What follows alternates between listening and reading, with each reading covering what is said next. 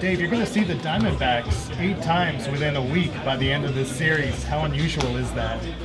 It's unusual. I think that, and we've got the Rockies for 6 at the end of the season, so I think kind of looking at the way that the season started late, you're trying to cram games in, the scheduled doubleheader for tomorrow, so it is what it is. It's the schedule, and you got to play the schedule out, but it's certainly kind of odd playing a team so much so recently. Familiarity and tension, are those 2 layers that you could encounter when you see a team this many times in such a short period? I don't think so. I think there's certainly a mutual respect from both organizations. Familiarity, certainly. As far as tensions, I don't think so. Those guys, they're playing good baseball. They got a lot of young players that are excited to be here, and we're trying to do something great this year. So that's just our focus. Dave, Clayton Kershaw is on the mound for you today. Do you feel like we've become a little bit numb to how good he is and take for granted days like today? I don't think so. You look at, he's one of the greatest pitchers, if not the greatest pitcher in our generation. I think the fans get excited about seeing Clayton take the mound. I know we do internally as a ball club. I know he doesn't take it for granted every start, and that's what makes him great. So, for me, honestly, every time he takes the mound, I look forward to it. Do you feel like he's on track for October? Do you like what you're seeing from him recently? We do.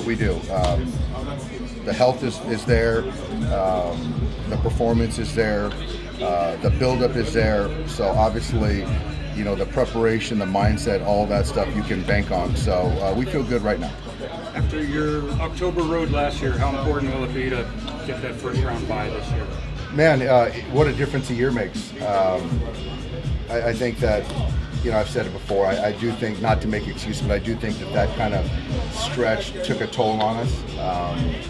But this year, being in a different position and how we go about preparing ourselves to finish the season, to be playing our best baseball and going to the postseason, that's front of mind. With the schedule, how compact it is at the end because of the lockout, even more to being able to clinch by now, does that alleviate a lot of problems that you could have encountered more so with this schedule and trying to go down the wire? I think so. You're looking at one off day in the last 2 weeks of the season, but with the 2 extra players that we have, 1 position player, 1 guy on the bench, to divvy up playing time, to make sure the bullpen is managed the right way, not leaning too much on the starters. I think that's a byproduct of the position we put ourselves in. So, we certainly got to take advantage of that. I know you have to take daily inventory of your pitchers that you're waiting for. What did you think about Graterol today, and where's Treinen at? I thought Brusdar and Blake were good. I think I recall hearing that Blake touched 97, Brusdar touched 99. So you're talking about a sim game. The stuff is there.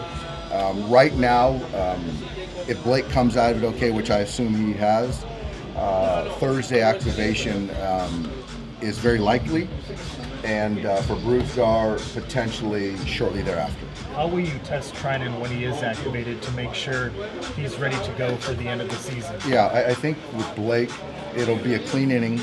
There won't be an up-down, and that's kind of where we'll start, and then we'll kind of go from there. Did Tony throw today? Tony's throwing right now. Actually, just finished up. And the velocity ticked up. It was an up-down, which was good. So, but the other 2 pens, it was just 1 bullpen. So today, I think it was a little north of 30, and he threw some pitches, sat down, and then threw some more, and I think he came out of it well. Dave. Next for Tony is... I'll find that out. I don't know that answer right now. Does Brusdar have another one of these lives before you? No, he doesn't. 18, you guys got to the World Series without having home field at the NLCS. That said, in 17, right, it was kind of home field. Not to say, obviously, that it can't be done without home field, but how much easier does it make it having that? It's a lot easier. I think that people can appreciate, number one, obviously, playing more games at home, potentially, and the travel. And when you're talking about the postseason, there's time changes. And so to be able to sleep in your own bed, to be in your surroundings and have guys come to you, it's certainly more ideal and advantageous in our opinion. But you still have to go out there and play. It makes a huge difference for us. And that's what that's what's important. That should be your rally cry. Do it for Dylan. Do it for Dylan. That's what's important.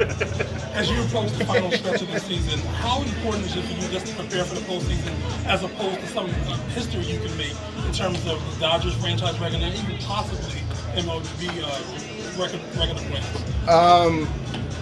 We're not too mindful of that.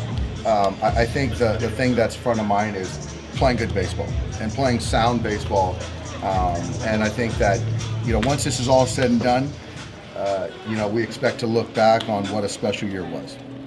Have you decided who's starting the first and second game Yeah, tomorrow? Michael Grove will start the first game, and then Tyler Anderson will start the second game. Thank you.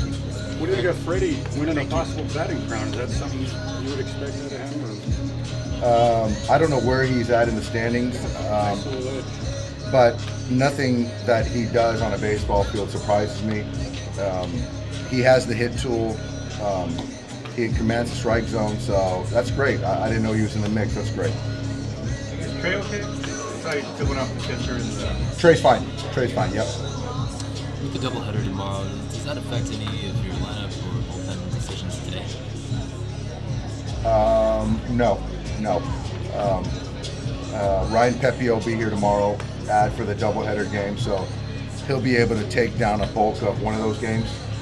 So as far as where we're at with the bullpen, should have no bearing. We're in a good spot. Probably game one, I'm guessing. Potentially.